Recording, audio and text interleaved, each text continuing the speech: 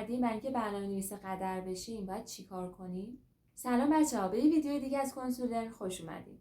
امروز میخوام یکی از مهمترین پیش نیازهای برنامه‌نویس شدن رو بهتون بگم. شناخت سیستم عامل. اما منظور من از شناخت سیستم عامل روشن خاموش کردن یا کپی پیست کردن نیست. مثلا خیلی مهمه که ما بدونیم پروسس ها چی هن. چون بیشتر برنامه‌ها در قالب پروسس انجام میشن. یا اصلا کامپیوترها چطور با دستگاه‌های ورودی و خروجی ارتباط میگیرن مثل موس و پرینتر. اصلا I/O یعنی چی؟ و در آخر میخوام بهتون بگم که ما سیستم عامل‌های مختلفی داریم مثل ویندوز، مک، لینوکس و اندروید.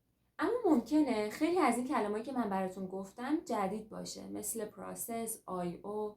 نگران نباشین. من توی ویدیوهای بعدی قراره که همه این مطالب رو خیلی ساده و قابل فهم توضیح بدم. پس منتظر ویدیوهای بعدی باشین.